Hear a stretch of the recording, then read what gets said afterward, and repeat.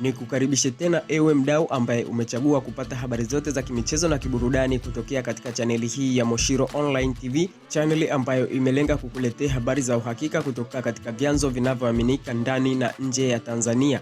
Unachotakiwa kufanya wewe ni kuhakikisha umesubscribe katika chaneli hii ya Moshiro Online TV ili kuhakikisha kwamba hautokuwa ukipitwa na habari zetu.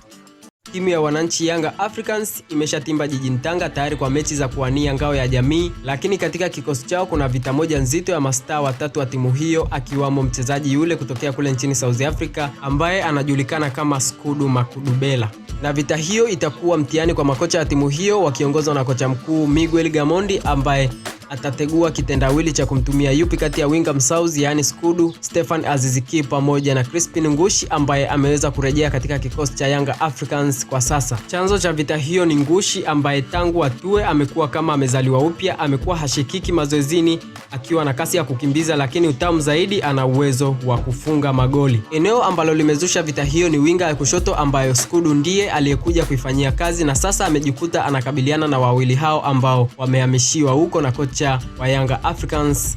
Na takwimu zinaonyesha kwenye mechi 4 ambazo Yanga imecheza za kirafiki, Skudu amefunga bao moja alipowatungua Magereza Da katika ushindi wa magoli 10-0, huku mchezaji Ngushi hakufunga kwenye mechi hiyo, lakini akaja kuweka kambani mabao mawili kwenye mchezo dhidi ya Friend Rangers ambapo timu ya Yanga Africans iliweza kushinda kwa jumla ya magoli 6-1.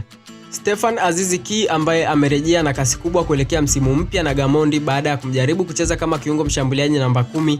Kocha huyo sasa amemrudishia katika winga ya kushoto na ameonyesha kasi kubwa. Vita hiyo itaamuliwa na Gamondi katika mechi ya Tanga wakati Yanga itakapokuwa inatetea ngao ya jamii kwa kuanza kucheza na Azam FC siku ya kesho, na itajulikana nani ataendelea kuaminiwa na Mwargentina huyo kucheza winga hiyo ya kushoto.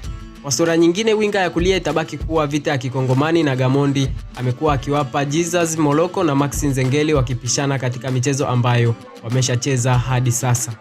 Timu ya Yanga Africans katika mechi 4 ilizocheza hadi sasa, ikiwemo ile ya kirafiki ya kimataifa dhidi ya Kaizer Chiefs ya kule nchini Afrika Kusini, ni mchezo mmoja tu ambao haijaweza kufunga bao ilipoumana na JKU ya Zanzibar inayojiandaa na mechi ya kombe la shirikisho Afrika dhidi ya Singida Fountain Gate itakayokuwepo pia Tanga kwenye ngao ya jamii. Mapema kocha wa Yanga Africans Gamondi alinukuliwa anafurahia namna wachezaji wa timu hiyo kuanzia wale aliowakuta na wapya waliosajiliwa wanavyojituma mazoezini na kuonyesha kiu ya ushindani, kitu anachokiamini wakiendelea Yanga itakuwa ya moto zaidi. Misimu miwili iliyopita Yanga Africans ilitoa mataji ya ligi kuu, kombe la shirikisho, Azam Sport Federation Cup na ngao ya jamii na kufikia fainali ya kombe la shirikisho Afrika. Hii ni Moshiro Online TV.